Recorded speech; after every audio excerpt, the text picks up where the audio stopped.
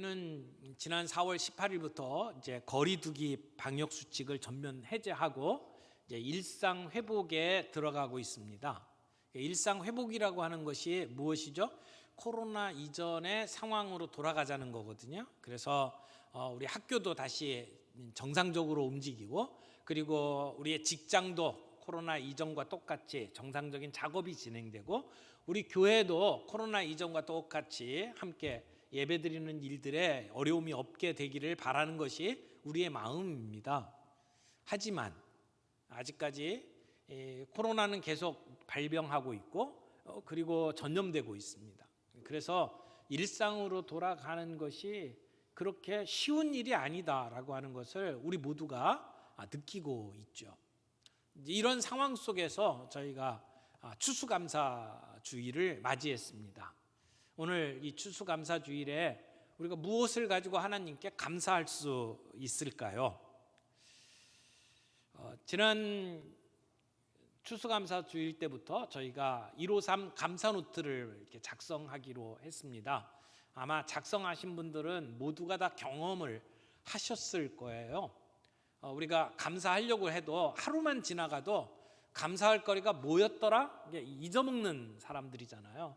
그래서 감사가 사실 우리들이 숨을 쉬는 것처럼 늘 우리 곁에 이렇게 나타나는 것이 아니고, 우리가 의도적으로 감사할 것을 찾지 않으면 사실 감사가 쉽지 않아요. 그래서 이렇게 추수감사절, 이런 절기를 두고 때에 따라서 한번 감사를 다시 기억나게 하고, 그런 습관을 다시 불러일으키도록 만드시는 하나님의 배려가 우리한테 있다고 생각을 합니다.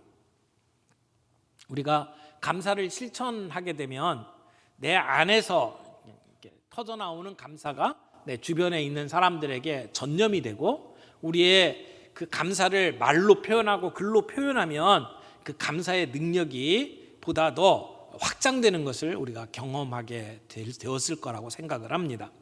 오늘 우리가 함께 읽은 이 비유의 내용, 스토리를 먼저 한번 쭉 살펴보고 그 교훈들을 생각해 보는 시간을 갖기를 원합니다.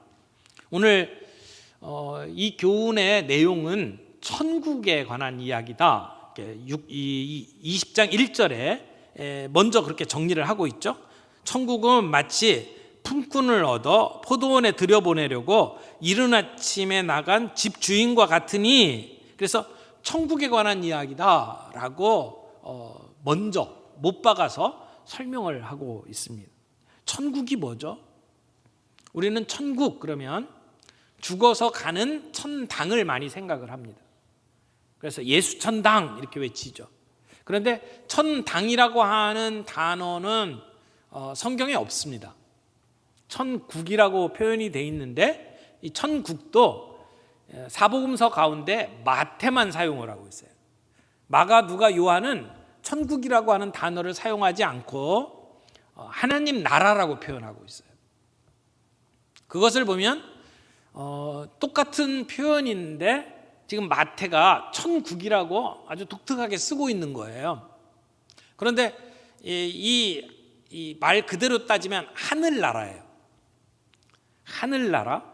근데 하늘나라를 우리 한국말로 번역을 하면서, 우리가 한자 문화권이잖아요. 하늘천, 그래서 천국이라고 표현을 한 거예요. 근데 유대인들은요, 하늘 그러면 지금 우리가 구름이 떠 있는 저 스카이, 하늘을 생각을 하는 게 아니고, 하늘 그러면 하나님을 생각을 했어요. 그래서 탕자가 집을 떠나 있다가 아버지께 돌아오면서 뭐라고 이야기하냐면, 내가 하늘과 아버지께 죄를 지었다, 이렇게 표현을 하고 있죠. 그러니까 하늘에 죄를 지었다라고 하는 얘기는 하나님 아버지께 죄를 지었다, 이 얘기거든요. 그래서 유대인들은 늘 하늘 그러면 막바로 하나님으로 받아들였어요. 그 다음에 나라 그러면 이 유대인들의 개념 속의 나라는 다스리는 것을 의미해요. 다스림, 통치.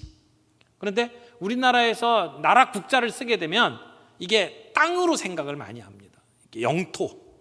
그래서 하늘에 있는 영토, 천국이라고 우리는 이렇게 해석을 하는데, 처음에 마태가 이 천국이라고 하는 단어를 썼을 때는 하나님이 다스리는 나라를 의미하는 거예요. 그러니까 죽어서 가게 될 그 천국이라고 하는 개념보다는 하나님이 다스리는 이 땅에서의 삶을 표현하는 단어로 천국이라고 표현을 한 거죠. 그래서 마태복음에 나오는 이 천국이라고 하는 단어를 우리가 잘못 오해하지 않으려면 차라리 우리가 이해할 수 있는 하나님 나라로 아예 바꿔놓고 보시는 것이 훨씬 더 오해를 없앨 수 있다라고 생각을 합니다. 그러니까 지금 이 마태복음에 나오는 이 이야기는 하나님 나라에 대한 이야기, 하나님이 다스리는 나라에 관한 이야기다라고 하는 것을 전제로 깔고 오늘 이 이야기를 이해를 했으면 좋겠어요. 여기에 이제 주요 등장 인물이 나오죠. 포도원 집주인이 나오고, 그 다음에 포도원에서 이제 임금을 나눠주는 청지기가 나오고, 그리고 거기서 일하는 품꾼이 나와요. 여기 포도원 주인이 품꾼을 구하기 위해서 새벽부터 인력시장에 나갑니다. 일꾼들을 불러 모아서 포도원에 데리고 들어가게 되죠. 그런데 여기 시간이 중요합니다. 제일 먼저 간 시간은 새벽 6시, 그리고 그 다음에 9시, 12시, 3시, 그리고 마지막에 오후 5시에 일꾼을 찾아서 나갑니다. 그러니까 해가 뜨기 시작해서 해가 질 때까지가 일하는 시간이에요. 그때 당시에 보통 평균 노동시간이 10시간 정도였다고 이야기를 합니다. 하루 종일, 그것도 땡볕에 일하는 게 굉장히 노동 강도가 강하다라고 하는 것을 알 수 있겠죠. 그런데 이 집주인이 새벽 6시부터 나가가지고 사람들을 구해옵니다. 그래서 사람들을 만나는 사람들마다 포도원으로 들여보내죠. 근데 첫 번째 6시에 만나는 사람들에게는 일당 한 데나리온을 주겠다라고 계약을 맺고 그들을 불러갑니다. 그런데 9시에 가서 만난 사람들에게는 한 데나리온이라는 말을 하지 않아요. 상당한 임금을 주겠다라고 이야기를 합니다. 그러니까 1데나리온을 주겠다고 정확하게 계약을 맺지는 않고 구두로 너희들이 일한 만큼 주겠다라고 하는 이야기를 하고 그들을 데리고 오죠. 그리고 오후 5시에 또 시장에 나갑니다. 그리고는 그때도 놀고 있는 사람들을 보고 그들에게 포도원 주인이 이유를 묻죠. 너희들은 왜 여기서 놀고 있느냐라고 물으니까 그 사람들이 하는 말이 우리를 써주는 사람이 없습니다. 그러니까 이 주인이 그럼 내 포도원으로 가라. 그래서 일할 시간이 1시간밖에 남지 않았는데도 불구하고 그들을 포도원에 들여보냅니다. 그리고 나서 모든 일이 끝나고 이제 임금을 나눠주는데 청지기가 사람들을 불러서 주는데 집주인이 뭐라고 이야기를 하냐면 늦게 온 사람부터 지급을 하라. 그래서 이제 임금을 주죠. 5시에 온 사람부터 임금을 주는데 하루 품삯인 한 데나리온을 주는 거예요. 1시간밖에 일을 안 했는데. 그리고 그 다음에 3시간 일한 사람이 와서 또 임금을 받습니다. 그들에게도 한 데나리온을 줍니다. 근데 이렇게 앞에서 1시간, 3시간밖에 안 된 사람들이 하루의 품삯을 받는 모습을 보고 아침부터 일찍 와서 일한 사람들의 마음속에 우리는 그러면 얼마를 받을까? 저 사람들이 한 데나리온을 받았다면 우리는 훨씬 더 많은 걸 받겠구나라고 생각을 한 겁니다. 그래서 기대에 부풀러서 차례를 기다렸겠죠. 그런데 주인이 그들에게 주는 품삯은 똑같이 한 데나리온이었습니다. 그러니까 이 사람들이 자기의 기대에 어긋나는 이 모습을 보고 불평하고 주인을 원망하기 시작을 합니다. 아니, 저 1시간밖에 일하지 않은 사람하고 아침부터 열심히 더위와 싸우면서 일했던 우리하고 왜 똑같이 대우를 하느냐라고 불평을 하는 겁니다. 오늘 그 이야기의 줄거리가 이렇습니다. 여러분, 이 이야기를 통해서 우리가 얻을 수 있는 교훈이 무엇일까요? 첫 번째로, 하나님 나라의 특징은 파격적인 은혜입니다. 깜짝 놀랄 만큼 파격적인 은혜. 우리 하나님은 사랑의 하나님이고 은혜의 하나님인데 보통 은혜가 아니고 깜짝 놀랄 만큼 파격적인 은혜의 하나님이십니다. 여기 포도원 주인이 하나님을 가리키는 표현이거든요. 근데 하나님이 좀 이상해요. 여기 주인의 행동이 놀랍고 의아합니다. 왜냐하면 포도원 주인이 나가서 일꾼들을 찾고 있어요. 이건 포도원 주인이 할 일이 아니에요. 청지기들이 하면 됩니다. 8절에 보니까 분명히 포도원에 관리인이 있어요. 품삯을 나눠주잖아요.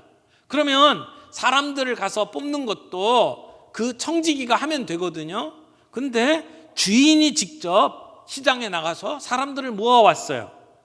이 당시의 통념으로 볼 때는 이해가 되지 않는 이야기입니다. 이상한 주인입니다.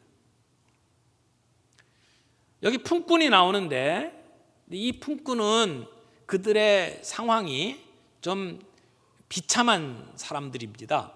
어떻게 보면 노예나 종들보다 못한 사람들이에요. 왜냐하면 노예나 종은 자기 주인이 있잖아요. 그러니까 주인 밑에 있기 때문에 밥을 고른 일은 없어요. 남 밑에 부림을 받지만 그 주인 집에서 함께 식사를 하기 때문에 굶어 죽을 일이 없어요. 그런데 오늘 여기 나오는 이 품꾼이라고 하는 사람들은 자기 재산이 별로 없는 사람들이에요. 그리고 하루 벌어서 하루 사는 사람들이에요. 그러니까 오늘 벌지 못하면 그 다음날 굶을 수밖에 없는 처지에 있는 사람들이 이 품꾼입니다. 그래서 아침에 나가서 자기를 써주기를 바라고 기다리는데 자기를 쓰지 않으면 이 정말 절박한 상황에 빠지는 사람들이 품꾼입니다. 오늘 이 품꾼은 바로 이 땅에서 죄악 속에 헤매고 살아가는 우리의 인생을 가리키는 표현이라고 생각을 해요.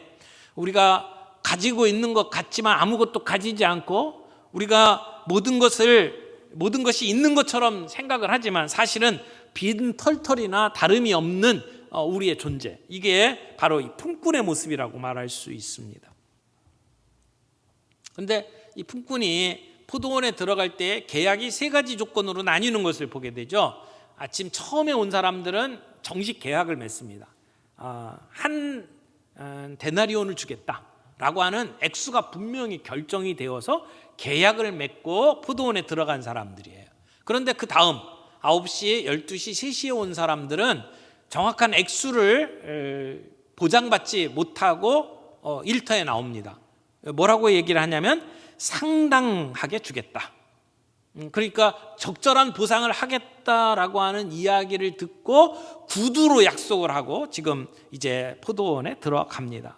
그런데 5시에 부름받은 사람들은 이 마지막 사람들이잖아요. 이 사람들은 사실은 임금에 대한 아무런 얘기가 없습니다. 사실 가봤자 1시간밖에 일을 못해요. 그 사람들이 뭘 받을 거라고 기대하기가 쉽지는 않았을 겁니다. 그 당시에 로마 시대에 포도원의 그 주인이 가지고 누리는 위치를 생각을 하면 1시간 정도 일하고 임금 제대로 주지 않고 내쫓아도 할 말이 없을 정도의 관계였습니다. 그런데 지금 이 이야기는 5시에 부름받고 들어가서 1시간 일한 사람들에게도 똑같은 임금을 주는, 하루 일당을 주는, 어떻게 보면 상상할 수도 없는 정말 파격적인 은혜를 받는 사람들로 표현을 하고 있습니다. 이게 하나님 나라의 모습이라는 거예요. 그러니까 하나님의 나라는 자격이 있어서 뭔가를 받는 나라가 아니라 임금을 받을 조건이 갖추어지지 않았는데도 불구하고 거저 주시는 은혜를 누리는 곳이 하나님의 나라다라고 하는 것을 우리에게 가르쳐 주는 겁니다. 이들에게 얼마를 주겠다고 이야기하지 않았지만 이들에게 달려있는 식구들이 먹고 살려면 하루 일당이 필요한 겁니다. 주기도문에 보면 일용할 양식을 위해서 기도를 하는데 이 사람들에게 있어서 일용할 양식은 한 데나리온입니다. 근데 이들에게 그들이 자격을 갖추지 못했음에도 불구하고 일용할 양식을 제공하시는 하나님의 은혜를 오늘 이 부분에 우리에게 보여주는 겁니다. 근데 아침에 일찍 온 사람들이 불평하죠. 원망합니다. 어떻게 보면 우리 이 시대의 관점에서 우리가 이 이야기를 들어도 이상하게 느껴지잖아요. 말이 안 된다, 이런 생각이 들 거예요. 전후 사정을 고려하지 않는다면 아니 뭐 이런 경우가 다 있냐 이렇게 따질 수 있는 부분이라고 봅니다. 주인에게 항의하는 그 노동자들의 목소리가 나름대로 이해가 간다라고 생각할 수 있습니다. 뭐 자기가 얼마만큼 일했고 거기에 대한 대우를 받는 것이 공평한 거죠. 우리는 그것을 사회 정의라고 이야기를 합니다. 그 사회 정의의 관점에서 보게 되면 지금 주인의 행동은 뭔가 이상하다, 그렇게 느껴질 수가 있습니다. 그런데 왜 불평이 나옵니까? 포도원 주인이 공평하지 못하다고 생각을 했기 때문이거든요. 아침 일찍 와서 일한 사람의 입장에서 그렇지 않은 사람하고 내가 똑같이 대우받는다, 이건 불공평하다는 겁니다. 그런데 주인은 뭐라고 이야기합니까? 주인이 이렇게 얘기해요. 친구여, 나는 그대에게 잘못한 것이 없어. 내가 당신과 계약한 것은 한 데나리온을 약속하지 않았어? 내가 한 데나리온을 약속했고 한 데나리온을 줬는데 뭐가 불만이란 말이요? 이렇게 이야기를 하는 겁니다. 내가 맨 나중에 온 사람에게 대하는 것이 당신과 그렇게 불평할 일이 아니라고 하는 것이죠. 내가 선하게, 내가 은혜를 베풀었다고 해서 당신이 눈꼬리를 쳐들고 나한테 원망할 이유가 있냐? 지금 이런 얘기를 하는 거예요. 여기 아침에 온 사람들이 불만을 터뜨리게 되는 이유가 뭐예요? 주인이 너무 은혜가 있는 거예요. 주인이 파격적인 은혜의 사람이라는 거죠. 그래서 불공평하다고 지금 원망을 하는 거예요. 그런데요, 생각해 보세요. 지금 여기에 와서 일하고 임금을 받은 사람 가운데 자기가 받아야 할 임금보다 못 받은 사람은 아무도 없어요. 원래 계약했던 대로 한 데나리온을 줬고, 그리고 나머지 모든 사람들에게 후하게 준 것밖에 없는 거거든요. 그러니까 터무니없이 후하게 대접받은 그 모습을 보고 이 사람들은 원망하고 있는 겁니다. 그래서 이 이야기를 보게 되면 하나님이 다스리는 나라의 정의가 뭐냐, 이 부분에 대해서 이 세상에 우리가 가지고 있는 가치관하고는 뭐가 다르구나 라고 하는 것을 우리는 알게 됩니다. 여러분, 여기에 포도원 주인은 하나님이시고, 그 다음에 여기 품꾼은 하나님 나라에 들어가는 사람들을 이야기한다, 이렇게 해석을 할 수가 있잖아요. 그러면 새벽 6시에 간 사람, 9시에 간 사람, 그리고 나중에 오후 5시에 간 사람은 누구를 가리키느냐? 여기에 대해서는 의견이 분분해요. 이렇게 정확하게 딱 떨어지는 설명이 없어요. 내 마음에 확 이렇게 이해가 되도록 만들어주는 설명은 쉽지를 않은 것 같아요.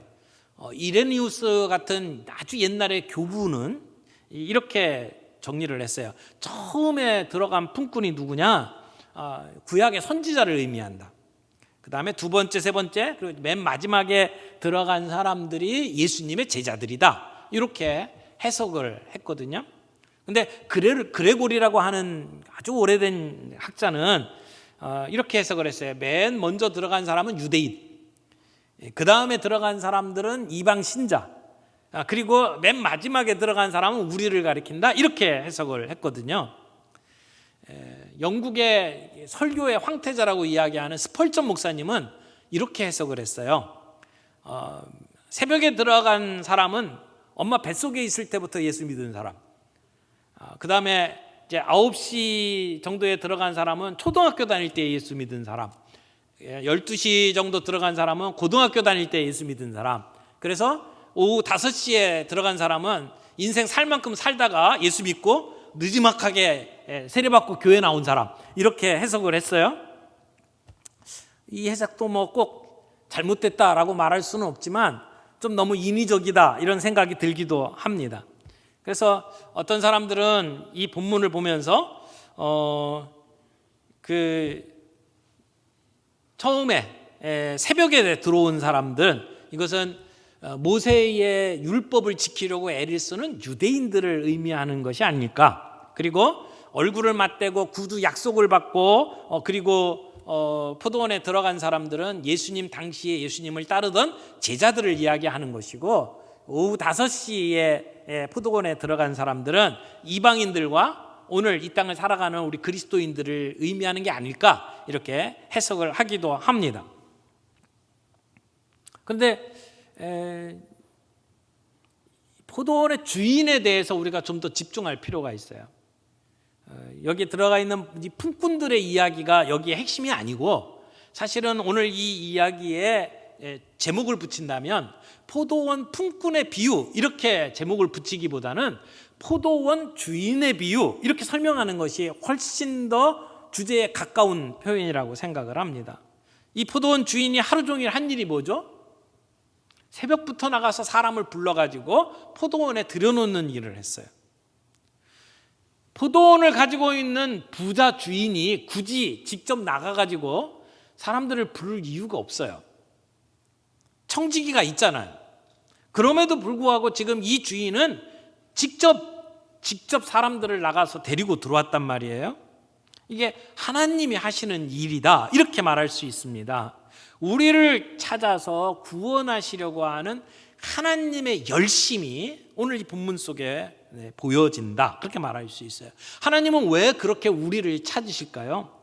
하나님은 왜 해가 지기 바로 1시간 전에도 시장에 나가서 일할 사람들을 불러다가 포도원에 넣으실까요?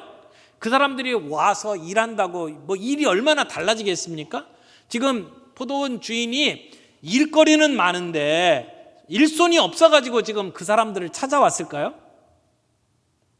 이것은 마지막 순간까지 포기하지 않으시고 우리들을 찾아오시는 하나님의 열심을 보여주는 것입니다. 그 은혜로 오늘 우리가 하나님 나라의 백성이 되었다는 것입니다. 포도원 주인이 뭐가 아쉬워서 사람들을 부른 게 아니고 그 사람들의 살아가는 삶의 처지를 불쌍히 여기신 거죠. 하나님께서 이 땅에 독생자 예수 그리스도를 보내신 것은 하나님이 뭐가 아쉬워서 보낸 게 아닙니다. 구원하지 않으면 그들이 영원한 죽음에 처할 것을 바라보시며 하나님이 세상을 이처럼 사랑하사 독생자를 주셨다라고 이야기를 하는 겁니다. 안 하셔도 되는데 하나님이 자기 아들까지 보내시면서 그들을 포도원으로 끌어들이시는 그 하나님의 사랑이 이 안에 있다는 겁니다. 물론 그 사람들이 불쌍해서 적선을 할 수도 있어요. 그 사람들에게 먹고 살 거 없으니까 이 돈으로 먹고 살아라라고 돈을 줄 수도 있지만 그렇게 되면 굉장히 굴욕감이 생길 거예요. 그래서 그들에게 일할 자리로 그들을 채용하시고 그리고 일한 대가처럼 그들에게 은혜를 베푸시는 그런 배려까지도 오늘 우리가 볼 수 있죠. 품꾼은 바로 우리의 모습을 보여준다고 이야기를 했습니다. 내가 스스로 뭔가를 할 수 없는 존재, 나를 채용해서 써주지 않으면 일당을 벌 수가 없어요. 스스로 할 수 있는 게 없는 존재, 그게 오늘 우리의 모습입니다. 우리 스스로 우리가 구원할 수 없어요. 자기 구원에 대해서는 내가 아무것도 할 수 없는 무기력한 존재, 그것이 바로 우리들의 모습입니다. 그런 자들까지도 불러주신 희망이 없는 자들에게 포도원 주인이 그들을 채용하시고 그리고 일하도록 만들고 일당을 주었어요. 그런 하나님의 열심이 없으면 우리는 구원받을 길이 없습니다. 포도원에 들여보낸 일꾼들이 충분하니까 더 이상 이제는 일꾼 찾지 말자라고 포기했다면 어떨 뻔했습니까? 우리를 구원하기 위해서 정말 그렇게 애타게 찾으시는 하나님의 모습, 선하신 하나님의 모습, 우리가 그 포도원에 들어가서 우리의 일용할 양식을 얻는 것은 우리가 누릴 수 있는 자격이 있어서가 아닙니다. 넉넉히 베풀어 주시는, 파격적인 은혜를 베풀어 주시는 하나님의 선하심 때문인 것을 오늘 우리는 보게 됩니다. 이게 복음이에요. 우리가 복음을 이야기하는 것은 내가 뭘 해야 된다라는 이야기가 아니에요. 우리를 위해서 이미 해 놓으신 하나님의 선하심을 듣는 것이죠. 이게 복음이에요. 그러니까 예수를 믿기 위해서 뭘 어떻게 해라, 얼마나 노력해라, 뭐 이걸 지켜야 된다, 이런 얘기가 아니에요. 우리가 자격이 없음에도 불구하고 우리를 위해서 하나님이 베풀어 주신 하나님의 사랑을, 그 사랑의 소식을 듣는 게 복음이란 말이에요. 브레넌 매닝이라고 하는 분이 이런 얘기를 했어요. 예수님이 보여주신 하나님은 우리에게 뭔가를 요구하시는 하나님이 아니다. 베푸시는 하나님이다. 그분은 우리를 억압하는 분이 아니고 일으키시는 분이다. 상처를 주는 분이 아니고 상처를 치유해 주시는 분이다. 정죄하시는 분이 아니다. 용서해 주시는 분이다. 오늘 우리를 찾아 나서시는 그 하나님의 신실하심, 하나님의 열심을 보며 하나님을 붙잡고 하나님을 믿고 나아가는 저와 여러분들이 되기를 바랍니다. 두 번째, 하나님의 나라는 절박한 처지의 사람들을 품습니다. 여러분, 이 품꾼들이 하루 벌어서 하루 먹고 사는 사람이라고 이야기를 했잖아요. 일이 없으면 굶어야 되는 사람입니다. 그런 사람들에게 지금 일당을 줍니다. 근데 아침에 일찍이 와서 일한 사람의 입장에서 1시간, 3시간밖에 일 안 하고 일당을 받아가는 모습을 볼 때에 불평을 하잖아요. 그런데 만약 그 사람들이 우리 식구다 라고 생각을 해보세요. 지금 이 고대 사회 속에서 일꾼으로 들어간 사람들이 다 서로 아는 사람들일 거예요. 같은 동네 사람이잖아요. 공동체에 들어와 있는 사람이잖아요. 근데 만약 우리 식구라고 생각을 해보세요. 그러면 우리 처남이, 우리 동서가 지금 일을 하고 가족들을 먹여 살려야 되는데 지금 일거리가 없어서 놀고 있어요. 그래서 나중에 포도원에 들어갔단 말이에요. 야, 거기 가가지고 일당을 못 받으면 그 제대로 밥도 못 먹을 텐데, 그들을 향한 걱정하는 마음이 있지 않겠어요? 근데 그들이 가가지고 하루 일당을 받았단 말이에요. 야, 살았다. 저 집 그래도 먹고 살 수 있겠네. 이렇게 생각을 하면서 안도하면서 감사해야 되는 것이 이게 가족 아닌가요? 그런 가족의 마음으로 그 상황을 봤다면 그들은 불평하지 않았을 거예요. 일할 곳이 생겼다는 것 자체만으로도 감사해야 될 그러한 상황에 처해 있는 사람들인데 그들은 비교하기 시작을 하는 거예요. 나는 이만큼 수고했는데 너는 아무것도 안 했는데 나와 똑같은 대우를 받아? 비교하는 거예요. 우리가 예수 믿고 구원받은 자로 살아가면서 우리 교회 안에서 신앙생활하면서도 우리가 교회 안에 얼마나 오래 있었냐, 교회 안에 어떤 직분을 갖고 있느냐에 따라서 우리 마음속에 이런 공로의식, 이런 비교의식이 있다면 우리는 아침 일찍 온 사람들과 별반 다를 바가 없다고 생각을 합니다. 품꾼들 가운데 주인을 원망한 사람들이 일찍 온 사람들이에요. 공로가 있는 사람이에요. 내가 뭔가를 했다고 생각하는 사람들이란 말이에요. 이런 비교의식, 공로의식 때문에 하나님이 우리에게 베풀어 주신 은혜를 새까맣게 까먹고 그리고는 불평하고 있단 말이에요. 오늘 우리가 하나님 나라의 일꾼으로 주님 앞에 충성스러운 자로 서려면 우리 안에 이 비교의식 버려야 합니다. 우리 안에 내가 해놨다고 생각하는 그런 공로의식 내려놔야 합니다. 여러분 보세요. 계약보다 덜 받은 사람이 아무도 없어요. 그러면 감사해야 되죠. 그런데 지금 이 사람들은 계산하고 있는 거예요. 인간적인 생각을 가지고 계산하고 있다가 불평하고 원망하게 된단 말이에요. 하나님이 누군가에게 은혜를 베풀어 주시고 파격적인 선함을 보여주시는 것이 우리의 마음속에 불편함으로 작동하고 있단 말이에요. 한 데나리온, 이것은 일용할 양식입니다. 하나님은 그것을 하루만 준 게 아니고 우리들의 삶의 모든 순간마다 일용할 양식을 베풀어 주십니다. 그것이 주님의 사랑의 표시지요. 여러분, 하나님의 나라의 가치가 뭡니까? 경쟁하는 게 아니에요. 우리가 교회 생활하면서 누가 잘하나 경쟁하는 게 아니란 말이에요. 불평하고 원망하는 이유가 뭡니까? 비교의식 때문에 일어나는 거예요. 하나님의 나라는 자비의, 은혜의 나라입니다. 이 세상의 가치관을 보게 되면 업사이드 다운, 거꾸로 살아가는 나라예요. 그래서 오늘 정말 우리가 복음을 이해한다면 우리의 가치관이 바뀌어야 돼요. 우리가 우리 주변에 있는 사람들 대하는 태도가 바뀌어야 된다고 생각을 합니다. 비교하고 내가 너보다 더 낫다고 생각하는 그런 생각들을 내려놓을 때 하나님 나라의 가치가 우리들에게 보여지기 시작을 합니다. 모두가 일용할 양식을 함께 나누는 나라, 그게 하나님의 나라예요. 그게 하나님의 정의예요. 그런데 참 이상하죠? 그렇게 모두가 일용할 양식을 나누는 나라 참 좋을 것 같은데 불평하는 사람들이 있단 말이에요. 공정하지 못하다고 원망하는 사람들이 있단 말이에요. 여러분, 이 품삯을 지불하는 순서를 한번 보세요. 누구부터 품삯을 주었죠? 늦게 온 사람부터 줬어요. 오후 5시에 온 사람에게 먼저 줬어요. 그리고 새벽에 온 사람이 제일 늦게 받았단 말이에요.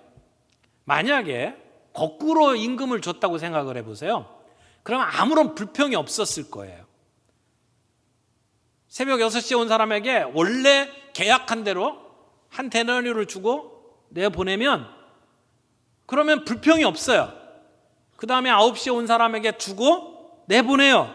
그리고 5시에 온 사람이 한 데나리온을 받았다. 그러면 와, 대박이다. 그랬을 거 아니에요. 정말 감사가 넘쳤을 거 아니에요. 그리고 불평, 불만, 원망 없었을 거예요. 그런데 지금 주인은 거꾸로 순서를 만들었어요. 의도적으로. 맨 나중에 온 사람에게 먼저 임금을 지불하도록 만들었어요. 왜? 주인은 이렇게 순서를 바꿔갖고 원망을 자초했을까요? 어떤 의도가 있었을 거라고 생각하세요? 지금 이 주인이 굉장히 이상한 주인이라고 말씀을 드렸어요. 직접 나가가지고 사람들을 불러오는 주인. 그런데요, 이 주인은 오늘 일하지 않고 오늘 벌질 못하면 정말 절박한 처지에 놓여 있는 사람들을 불쌍히 여기는 마음이 있던 주인이란 말이에요. 그 주인의 성품으로 봐서 지금 순서를 바꿔가지고 임금을 지불하는 것은 분명히 의도가 있었다고 생각합니다. 뭘까요? 1시간밖에 일하지 않았는데도 불구하고 하루 일당을 받는 모습을 나머지 사람들이 지켜보게 만드는 거예요. 절박한 처지에 있던 사람들이 은혜받고 누리는 모습을 지켜보도록 만든 것이죠. 이게 하나님 나라 백성에게 요구하는 하나님의 마음이다, 이렇게 말할 수 있습니다. 그래서 오늘 우리가 이 세상을 살면서 절박한 처지에 있는 사람들을 바라보며 하나님이 그들에게 베풀어 주시는 그 은혜를 우리가 지켜보고 우리에게도 동일한 마음을 가지도록 만드시는 하나님의 그 요구 앞에 우리들이 설 필요가 있다라는 것입니다. 오늘 우리는 코로나로 인해서 더 심한 양극화 현상을 보고 있어요. 잘 사는 사람들은 더 잘 살게 됐어요. 어려운 사람들은 더 어렵죠. 코로나로 인해서 노동자 계급이 4단계로 나뉘었다고 이야기를 하더라고요. 전문가, 나름대로 컴퓨터를 가지고 집에서 일을 해도 괜찮은 사람들, 이 사람들은 월급도 깎이지 않았고 그대로 자기 삶을 유지할 수 있어요. 그런데 또 다른 그룹의 사람이 있어요. 사회 필수 요원, 의사, 간호사, 경찰, 이런 분들은 어쨌든 사회가 돌아가야 되니까 나가서 일을 해야 돼요. 그런데 코로나로 상당히 타격을 입을 수 있는 위치에 놓여 있는 거죠. 그런가 하면 코로나 때문에 직장을 쉬어야 된다든지 실직을 하다든지 경제적으로 어려움을 겪는 분들도 있어요. 또 다른 그룹이죠. 그런가 하면 아예 사회에서 잊혀진 사람들도 있습니다. 이런 사회 속에서 오늘 우리들이 살아가고 있어요. 그래서 어려운 사람들은 더 심한 어려움에 빠지게 돼 있죠. 우리가 그것을 양극화라고 표현을 합니다. 오늘 우리 교회는, 우리 성도들은 이런 상황 속에서 하나님 나라의 가치관을 가지고 하나님 나라의 백성으로 어떻게 살아야 할까요? 5시, 그 5시에 들어온 사람도 하나님이 베풀어 주시는 그 은혜를 본다면 우리가 그것을 보고 불평하고 원망할 것이 아니라 우리가 그들을 품는 그러한 하나님 나라 백성으로 살아가야 되지 않겠느냐라고 하는 말씀입니다. 코로나 상황 속에서 뭐 교회 문을 열어야 되냐 닫아야 되느냐, 뭐 대면 예배가 뭐 정성경적이냐 비대면 예배가 성경적이냐, 이런 것으로 우리가 논란을 벌이기 이전에 오늘 교회가 절박한 처지에 있는 사람들을 향하여 뭔가 손을 내미는 것이 필요하지 않느냐는 것이죠. 그들을 위해서 돕는 우리의 모습들이 필요하다는 겁니다. 그런 모습에서 오늘 우리는 상당히 많이 실패했다고 생각을 해요. 우리의 마음속에 세상이 가지고 있는 가치관이 우리를 너무 많이 지배하고 있어서 하나님의 나라의 가치관을 놓치고 있지는 않은지 우리가 좀 생각해 볼 필요가 있다라고 하는 것입니다. 세 번째, 하나님의 나라는 구원과 기쁨과 감사의 나라라고 하는 것입니다. 여기 5시에 들어와서 하루 일당을 받은 사람의 마음가짐, 저는 이게 하나님 나라 백성의 마음가짐이어야 된다고 생각을 합니다. 내가 받은 것들이 정말 분에 넘치는 것이고, 그래서 감사해서 하나님 앞에 늘 충성스럽게 일하는, 한 시간밖에 일할 시간이 주어지지 않았다, 얼마나 열심히 일했겠어요. 그런 마음의 자세를 가지고 살아가는 것이 오늘 하나님 백성의 모습이어야 된다라고 생각을 합니다. 그러면 우리가 하나님 앞에 감사해야 될 조건이 여러 가지 있겠지만, 우리가 추수감사주의를 맞이해서 1년 동안 하나님이 내게 베풀어 주신 은혜들을 하나하나 꼽으면서 감사할 일들이 많이 있겠지만, 그러나 무엇보다도 감사해야 될 일이 뭘까요? 나를 써주신 하나님, 나를 구원하신 하나님, 나를 포도원 일꾼으로 불러주신 하나님, 그 구원의 기쁨과 감사로 하나님 앞에 나아가는 것이 가장 중요한 감사의 제목이 아니겠느냐라고 하는 것입니다. 오늘 우리들의 마음속에 정말 구원받음으로 인해서 하나님 나라 백성으로 살아가는 것으로 인해서 감사가 있습니까? 유대인의 절기들이 3가지 큰 절기가 있잖아요. 유월절, 맥추절, 장막절, 이렇게 이야기를 하는데, 이 모든 절기는 애굽 땅 종되었던 것에서 해방되는 것을 기뻐하면서 드리는 절기예요. 모든 게 다 그 출애굽과 연관이 되어 있습니다. 마찬가지예요. 오늘 우리가 하나님 앞에 나와서 예배드리면서 감사하는 가장 기본적인 감사의 조건은 나를 구원하신 그 구원의 기쁨과 감격 속에 살아가는 것이죠. 여러분, 정말 나를 구원하신 하나님의 은혜에 감사하면 내가 어떤 처지에 있든지 어떤 환경에 있든지 우리는 감사할 수 있다고 믿습니다. 우리가 오늘 추수감사주일로 모이고 있습니다마는, 이 추수감사주일도 1년 동안 하나님이 내게 주신 것, 농사 잘 짓게 해주신 것, 하나님이 내게 베풀어 주신 것 감사해서 나오는 날이긴 하지만, 그러나 우리나라의 이 장로교 교단 안에 추수감사주의를 제정한 그 유래를 살펴보면 이게 1904년에 결정된 내용이거든요. 조선 예수교 장로회 합동공의회라고 하는 총회에서 결정을 하게 되는데, 그때 회의록을 보게 되면 우리나라 최초의 교회가 소래교회라고 그래요. 소래교회 담임 목사님이 서상륜 목사님인데, 서상륜 목사님의 동생인 서경조 장로님이라는 분이 총회에서 제안을 합니다. 그때 뭐라고 제안을 했냐면 이렇게 제안을 했어요. 한국에 복음이 전파되어서 많은 교회가 설립되었고 많은 동포들이 이 교회를 통해서 구원받게 된 것을 감사하면서 매년 한 차례씩 감사주의를 지키자. 이렇게 제안한 내용을 보세요. 이게 1년 동안 추수한 것 가지고 추수감사절을 지키자 이렇게 제안을 한 게 아니고, 하나님이 이 땅에 교회를 세워주셨고 교회를 통해서 우리를 구원해 주신 것에 대한 감사로 제안을 한 거예요. 근데 이 제정하는 과정 속에 미국의 선교사 한 분이 그 제정위원으로 들어와서 미국에 있는 추수감사절의 그 분위기를 여기다 집어넣으면서 오늘 우리가 추수감사주일로 제정을 하고 지키게 되었어요. 근데 처음에 제안했던 것을 보게 되면 구원에 대한 기쁨과 감사로 만들어진 제도다라고 하는 것을 알 수 있죠. 사랑하는 성도 여러분, 오늘 우리는 오후 5시에 부름받은 사람들과 똑같은 마음을 가지고 하나님 앞에 감사하며 주님 앞에 나아갈 수 있기를 바랍니다. 이제 막 예수 믿은 것처럼, 이제 처음 십자가를 본 것처럼, 처음 예수님의 사랑을 맛본 사람처럼 어린아이와 같은 순수한 마음을 가지고 하나님 앞에 감사하며 나아가는 그런 감사절이 되었으면 좋겠어요. 그럴 때 하나님께서 우리를 통해서 이루시는 놀라운 일들을 우리가 경험하게 될 줄로 믿습니다. 오늘 주보 안에 그 감사 노트를 쓰면서 주신 간증들을 보게 되면 이런 얘기들을 해요. 감사를 찾다 보니 근심에서 벗어나 하나님과 가까워지는 것을 느꼈습니다.